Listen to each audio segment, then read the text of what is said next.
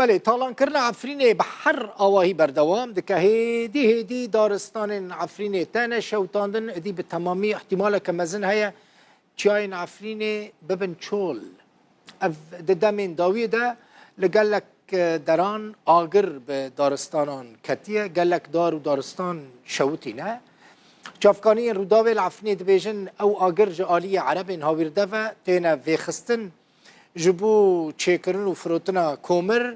اوان داران ده شوتینن ایرو دیمانه کی نو جعفرینه گهیشت روداوی کتیدا ولاتیه کی کرد عفرینه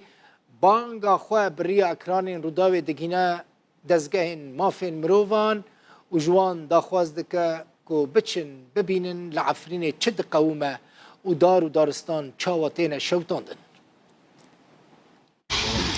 کل مسیر دکی و ای دمیری خود شغل دمیری مگی آناکا اشته دلی مدشوت وکی با آری ناکا بتی کتی با شبابناجی کار ایشه خود بردانه رجال الاطفاء قبل حاجة قبل دارات تحواجه بيجينا نمان تدار نمان دشوتين بس معني باریک اور الكلام که بکنه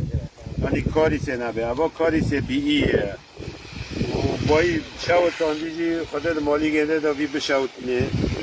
و امدغازه دیگه وکی ما اشتر بسیاری خود بخواهید در بکن و با تعبیر خود بنابید با عملی انسینه نه عملی انسینه یعنی نش دینا دبه نش ایمان دبه نش خدانی دمیر دبه نش تشتیگی دبه و انوانی آتلی جیگی ها پاس دکن و ساعتا وگی ها خوش خدا جواره